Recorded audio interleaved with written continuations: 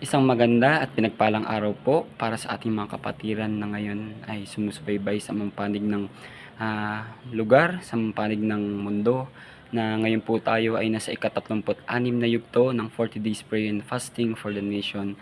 Isang malaking privilege po ito para sa akin at isang malaking blessing po para sa akin na muli at makakapag-share na ngayon ay may tema tayo na my word of encouragement for you. Sige po, before po tayo mag-start, pwede po bang inanyahan ko about isa na umusal ng isang panalangin para sa araw na ito sa mga pag-uusapan natin.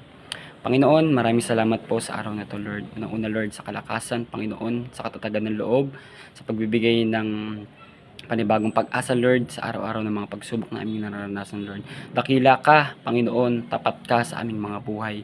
Kung saan man ngayon ang mga kapatiran ko, Lord, dalangin ko sa man silang panig ng mundo, lugar, Lord, sa Pilipinas o sa ibang bansa man, Lord God, gabay mo sila ng iyong banal na Espiritu, Lord.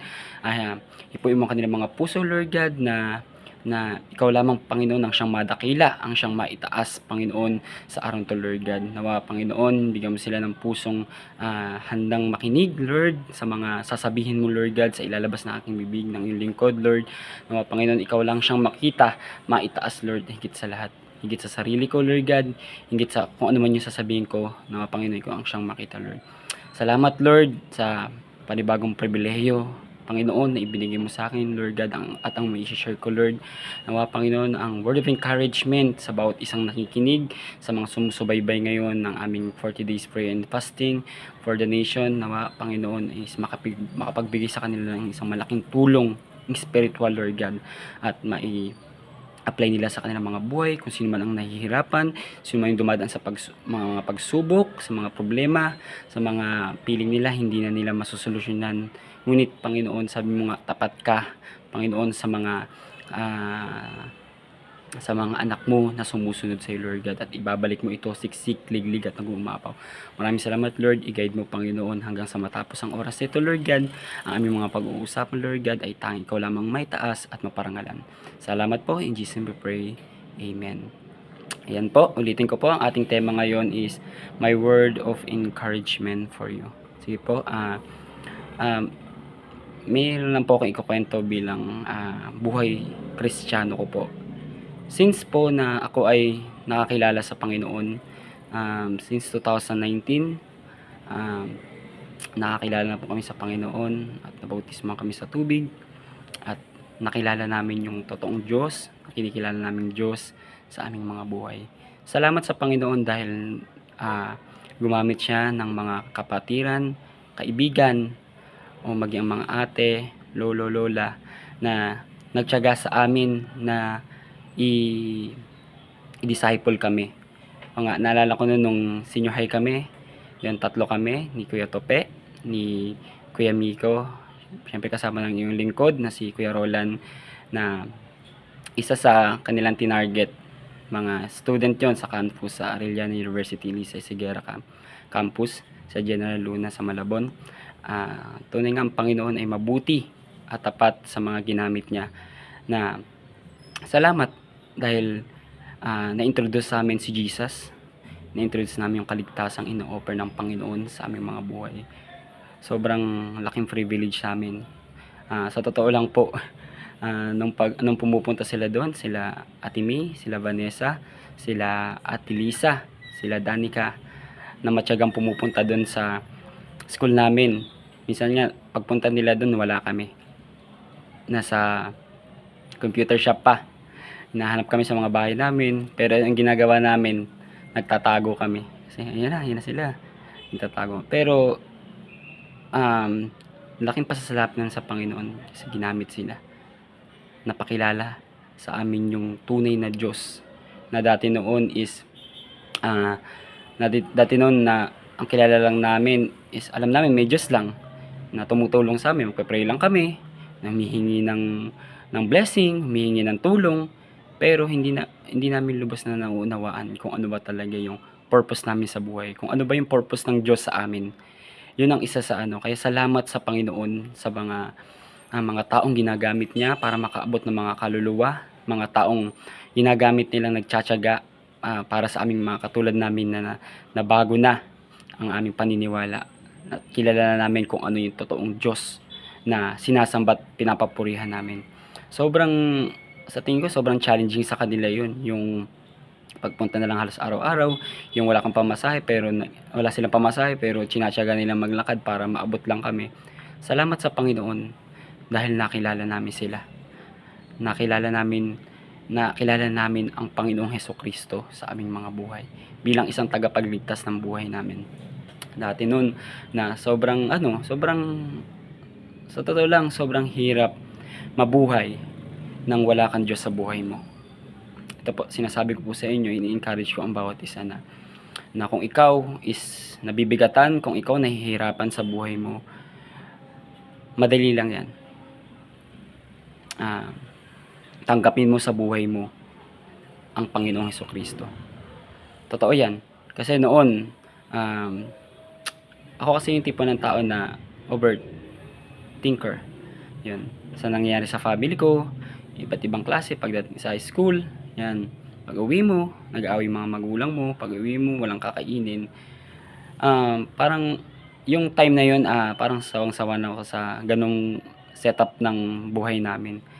May times pa nga na pumunta ako sa isang tulay, tatalon ako. Kasi, although marunong lumangoy, di ba? Tatalon pero marunong lumangoy. Ibig sabihin, gusto ko na magpakamating, gusto ko tapusin yung buhay ko. Kasi, parang bigat na ako sa nangyayari sa buhay namin noon. Pero, nang dumating ang Lord sa buhay ko, pinagbago niya ako. Binago niya yung pananaw ko sa buhay. Binago niya yung mga kalakaran ng ginagawa ko sa buhay. Although, puro trabaho lang, na makaraos sa pag-aaral, ganun, okay na, makatapos lang, ganun. Pero, doon ko naisip na noon pala, although mayroon akong plano na makapagtapos ng pag-aaral, makapagtrabaho, makapag-provide ng pangangailangan ng mga, pero inalign ako ng Panginoon. Bakit ko po nasabi yun? Kasi nung gumraduate po ako ng senior high school, parang sinabi ko kay mama na magtatrabaho yata ako, ganun. Ganun nga. So, nagkaroon ng tampo sa akin si mama. Ang sabi niya sa akin, nakakala ko ba, magtatrabaho ko na pagka-graduate ng senior high. Sabi ko kay mama, 4 na taon na lang. Yun, bali naisip ko dun, inaalay ng Lord ang buhay ko. Sa totoo lang po. Kasi, kung sinunod ko lang yung gusto ng magulang ko para sa akin na mapagtrabaho agad, siguro hindi pa po ako tapos ngayon ng college ngayong at hindi ko maano kung ano yung nakukuha ko ngayon, kung ano yung blessing na natatanggap ko mula sa Panginoon. Siguro meron na rin akong pamilya noon, may mga anak na ako, siguro tatama rin ako mag-aral kasi nagtatrabaho na ako. Pero doon ko nalaman na ang Panginoon is tapat. Ang Panginoon hindi kanya talaga pababayaan. Binigyan niya ako ng wisdom nun. Sabi ko sa mama ko, 4 na taon na lang, gusto kong makagraduate. So, doon ko nalaman na inaalay na ko ng Panginoon. Inoperan pa nga ako ng tito ko na, sige, sa senior high mo, mag-smow ka, yung sa welding. Papadala kita sa Japan sa kakilala ko. So, parang inano ko lang yun, parang bahala ko lang. Kasi, ang gusto ko makatapos ng college. Then, kung ayaw ko naman daw sa Japan, sama daw ako sa cruise ship, assistant cook, sabi ng tito ko. Ko lang din, tumangot-tanggol lang ako, pero sinusundan ko yung alignment ng Panginoon sa akin, na makapagtapos ako, na iba talaga pag nakapagtapos ka. Iba yung feeling pag nakapagtapos ka talaga, na nagpapasalamat ako sa Panginoon kasi ang daming pagsubok na dumating sa buhay ko, ang daming problema, ang daming struggle, yung papasok ka na 14 pesos lang baon mo, pero pinagkakatiwala mo sa Panginoon yun. At alam mo, ipoprovide ng Panginoon hanggang sa binigyan ako ng bike na nagamit ko sa pag-aaral ko, hanggang sa makapagtapos ako. Gumamit siya ng mga tao para magkaroon ako ng part-time job na nagamit ko upang i-provide yung mga pambaon ko pang araw-araw. Sobrang laking pasasalamat ko sa Panginoon na ganoon nga yung ginawa niya sa buhay ko. Na hindi niya ako hinayaan na maligaw ng landas ng katulad ng ilang mga kabataan. Hindi niya ako hinayaan na mapariwara yung buhay. Siguro kung hindi ako nakakilala sa Panginoon, siguro nag-a-addict na rin ako. na naligaw na rin ako ng landas, may asawa na ako, may mga anak na ako. Pero nagpapasalamat ako sa Panginoon na binago niya yung buhay ko, na pinakilala niya kung sino siya sa buhay ko. Hanggang sa nakapagtapos ako ng college, sabi ko, salamat Panginoon. Kung wala ka sa buhay ko, hindi ko magagawa ng lahat to. Kasi kung sa sarili lang natin, hindi natin magagawa. Madali kasi likas na sa atin, madali sumuko. More on disappointment na marating sa buhay natin, puro problema. Pero once na may Diyos ka sa buhay mo, sinasabi ko po sa inyo na iba ang Panginoon pag nagtubid ng daan natin. Iba ang Panginoon pag nag-align siya sa buhay natin. Yung plano natin mas malaki pa, 'di ba? Mas malaki pa yung plano ng Lord kaysa sa plano natin. Kaya naniwala talaga ako doon sa life verse ko na kung tayo man is dumaranas sa mga pagsubok, mga suliranin, tandaan natin sa pamamagitan niyan diyan tumitibay ang ating pananampalataya. Hindi tayo iiwan ng Diyos. Hindi niya tayo bibitawan hanggang sa 'di ba? Dumarating man tayo ng mga problema na hindi natin malutas. Tawag lang tayo sa Lord, pray lang tayo. Kasi isa ko talaga sinabi sa sarili ko, hindi mawawala yung prayer. Kasi yung prayer is the most powerful weapon natin sa mga buhay natin. Kasi kung tayo lang, gaya ng sinabi ko, kung tayo lang sa sarili natin, hindi natin makakomplish yun. Kaya salamat sa Panginoon dahil nakilala ko siya, na-introduce siya sa akin. Salamat sa mga taong ginamit niya na mabago kami, na mapihit yung buhay na nakaginasan namin at yung buhay ngayon na nararanasan namin. Salamat sa Panginoon na ngayon pinagpapasamit ko sa Panginoon yung dati kong prayer na yung pamilya ko, na lahat sila makakilala, lahat sila makapagbago. Totoo yun. Huwag kayong manghihinawa na nagpe-pray kayo, sana Lord makasama ko yung family ko. At the end of the day, sasabihin mo, Lord, parang wala namang nangyayari. Lord, parang hindi naman sila sumasama sa amin eh. Hayaan natin ang Panginoon ng kumilos. Ako, since 2019, pinagpray ko na ang mga magulang ko, ang mga kapatid ko. Lord, hayaan ko kayong kumilos sa family ko. Lord, hayaan ko kayong kumilos sa daang ibibigay sa mga kapatid ko, sa magulang ko, sa mama ko, sa papa ko, at sa mga kamag-anak namin. Lord, pinapaubaya ko na sa iyo. Talaga ang Panginoon sumasagot siya. In process. Kasi tayo, naiinip tayo. Tandaan natin, iba yung pagitan ng oras natin sa oras ng Panginoon. Kung tayo mag-antay tayo ng 1 taon sa Panginoon, siguro 10 years, parang ganun. Kumbaga, example po ba? Since 2019, pinag-pray ko ang pamilya ko. Although ako pa lang po ang nakakilala sa Lord, nabautismuhan. Pero ngayon sumasagot ang Panginoon. Dahil isang patotoo ang kapatid ko.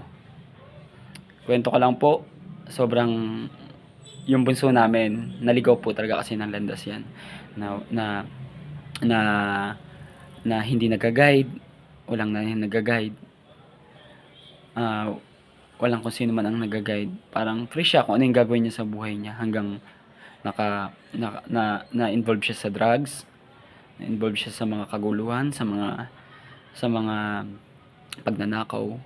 Talagang iniyak ko sa Panginoon yun na Lord, ikaw nang bahala sa kapatid ko. Sinimulan ko sa kapatid ko. Time na yun, naibulutong ako. Pumunta ako bago po pala yun, tumawag yung kapatid ko. Si Jola nandito. Gusto ka raw makausap, gusto ka raw makita. So, isip ako, Lord, baka ito na yun. Ito na yung plano mo. Nag-take ako ng risk. Lumabas ako, may bulutong ako nun. Nag-jacket ako paglabas ko. Pumunta kami sa Biwok. Naiyak ako kasi nakita ko yung kapatid ko naglalakad. Walang tsinelas. Dala lang niya yung bag niya. Napakadungis. Payat, lubog na lubog yung ganto niya. Dahil niya siguro nalilipasan siya ng gutom. Sabi ko, Lord, ito na yun. Kailan ko nang kumilos. So, kinausap ko siya. Ganyan ba yung buhay na gusto mo? The story short, yun nga, nakausap ko siya nun.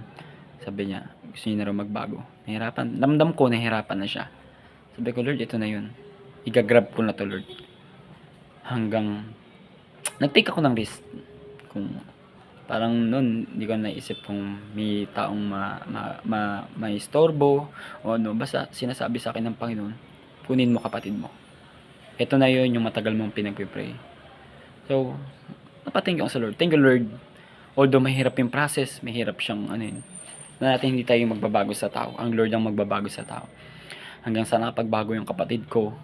Actually, last April lang po siya this year napunta sa akin. Pero nakita ko yung pagbabago ng Lord doon sa kapatid ko. Pinakilala niya kung sino siya sa kapatid ko, kung ano yung purpose ng kapatid ko. Although nung una, ang laking adjustment, nahirapan, stress ka, parang lagi kang naiinis ganun, pero pinapapayapa ng Lord yung puso ko. Sabi ko, Lord, bigyan mo ko ng pusong matyaga, bigyan mo ko ng pusong malambot.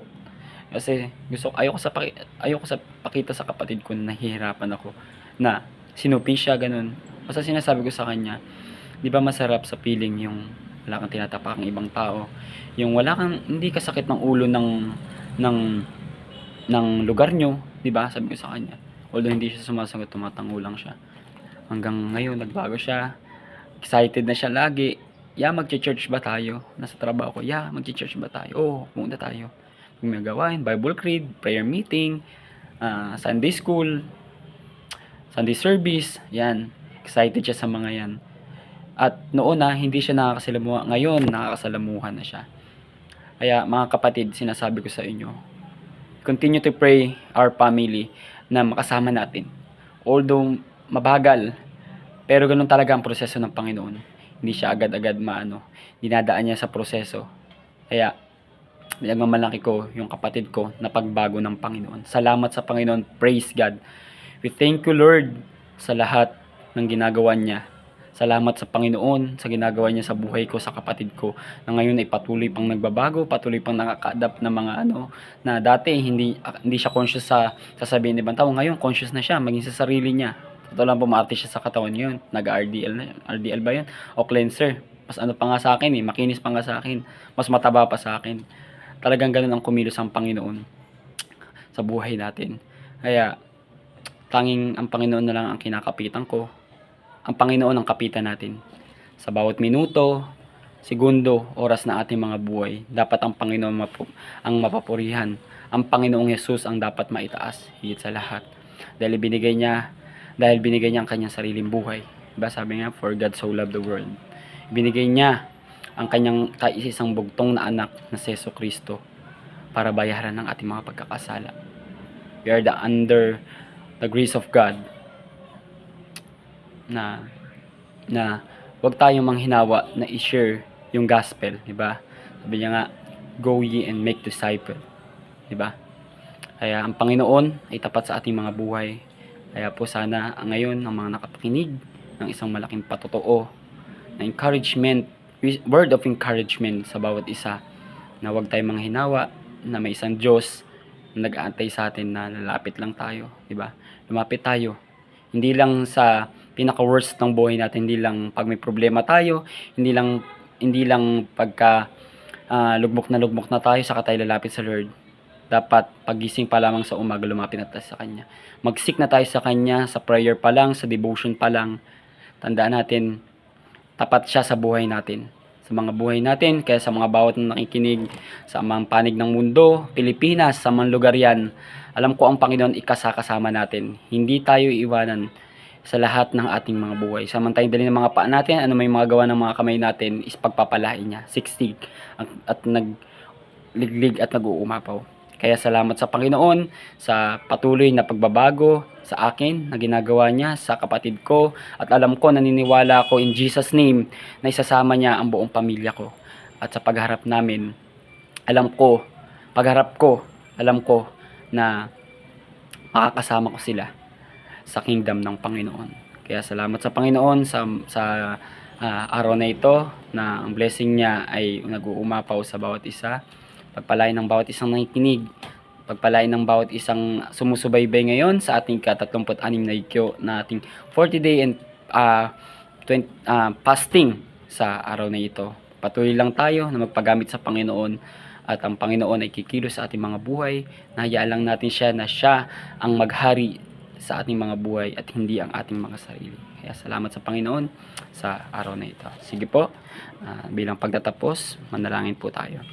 Panginoon, maraming salamat sa aming mga napag-usapan ngayon, Panginoon. Alam ko na hindi natatapos lamang, Panginoon, sa isang araw, Panginoon, na kumikilos ka sa aming mga buhay, kundi sa araw-araw naming paglakad, sa aming mga trabaho, Lord. Dalangin ko, Panginoon, ang bawat nakakapakinig, bigyan mo sila ng kalakasan, Panginoon, good health, Lord, na huwag silang pabayaan sa trabaho man, sa pag-aaral man, o kahit sa amang, kung ano man yung kinakaabalan na, Lord, pagpalain mo, Panginoon. Salamat po, Panginoon. Dalangin din namin, Panginoon, ang aming bansang ito, Lord, na alam namin, Panginoon, na lumaharap sa kabilang mga pagsubok, sa mga suliranin, sa mga iba't ibang mga problema. Ngunit, Panginoon, tapat ka sa bawat isa, Lord, na naniniwala at nananalig sa iyo, Lord God. Tunay nga, Panginoon, na tapat ka sa bawat isa. Walang imposible sa iyo, Panginoon, na kung ano man yung nangyayari sa bansa namin, Father God, patuloy namin dinadalangin ito, Lord God. Langin tinataas namin sa iyo, Lord God. Kumilos ka, Panginoon, huwag mong hayaan na ang diablo ang siyang maghari sa bansang Pilipinas, kundi, Panginoon, ikaw lamang ang siyang maitaas, ang maparangalan sa lahat ng oras. Salamat, Panginoon. Papalain mo ang nakikinig, Panginoon, nawa tumimo sa kanilang mga puso, Lord God, ang kabutihan mo, Lord God, na iyong binibigay sa bawat isa, Lord God. Libreng pag-ibig mula sa iyo, Lord God. Noon pa man, Panginoon, ikaw ang unang umibig sa amin, Panginoon, bago kami ang umibig sa Lord. Sa iyo ang nanggaling ng pag-ibig, Panginoon. Kung walang pag-ibig, Panginoon, wala rin kaming pag-ibig sa aming mga kapwa, sa aming mga nakakasalamuha, Lord God. Dalangin namin sa araw nito, Lord God, ang blessing mo, Panginoon, ay dumaloy, Panginoon, sa mga nakapinig, sa mga kanilang mga pamilya. We thank you, Lord, sa paggamit mo. Salamat, Panginoon. In Jesus' name we pray. Amen.